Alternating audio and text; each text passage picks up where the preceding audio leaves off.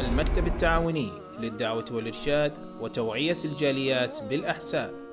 It's the greatest gift from Allah to be in the last prophet. Summa salatullah wa salamullah ala al-hadi rasulillah. The greatest gift from Allah to be in the last prophet. Summa salatullah wa salamullah ala al-hadi rasulillah.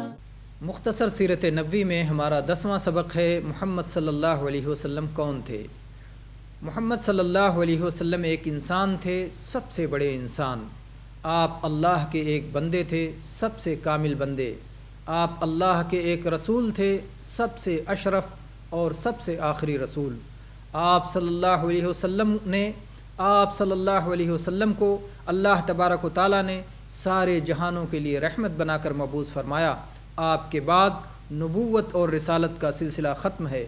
بے شک آپ صلی اللہ علیہ وسلم ایک بشر تھے اور ہماری ہی طرح بشر، لیکن نعوذ باللہ اس کا یہ مطلب نہیں کہ عملی اور اخلاقی اعتبار سے، علم و معرفت اور خشیت و انابت میں، اللہ کے نزدیک درجہ و مرتبہ اور اس سے ربط و تعلق میں آپ ہماری ہی طرح تھے، اور جیسی عزت و محبت ہم آپس میں ایک دوسرے کی کرتے ہیں ویسی آپ کے ساتھ بھی کرنی چاہیے۔ یہ مطلب ہرگز نہیں ہے، بلکہ اس کا مطلب یہ ہے کہ محمد صلی اللہ علیہ وسلم جس طرح ہر بشر مخلوق اور آدم کی اولاد ہے، اسی طرح آپ بھی تھے۔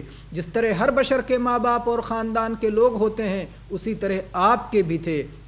آپ بھی ایک انسان کی طرح اپنی ماں کے پیٹ سے پیدا ہوئے، پلے بڑھے، جوان ہوئے، عمر ڈھلی اور وفات پائی۔ انا للہ و انا الیہ راجعون۔ آپ صلی اللہ علیہ وسلم کو بھی ہر انسان کی طرح بشری عوارض پیش آتے تھے۔ آپ کو بھوک و پیاس لگتی تھی، کھانا کھاتے اور پانی پیتے تھے، پیشاب و پاخانہ کی حاجت ہوتی تھی، بیمار پڑتے تھے، کبھی بھول ہو جایا کرتی تھی، بازار میں خرید و فروخت اور لین دین کیا کرتے تھے، خوشی و غمی کی کیفیات طاری ہوتی تھیں وغیرہ، مگر اللہ تبارک و تعالیٰ نے آپ صلی اللہ علیہ وسلم پر اپنا خاص انعام کیا، آپ پر اپنی وحی نازل فرمائی اور آپ کو اپنے آخری رسول کی حیثیت سے منتخب فرمایا۔ اللہم صلی علی محمد وعلی آل محمد کما صلیت علی ابراہیم وعلی آل ابراہیم انک حمید مجید۔ اللہم بارک علی محمد وعلی آل محمد کما بارکت علی ابراہیم وعلی آل ابراہیم انک حمید مجید۔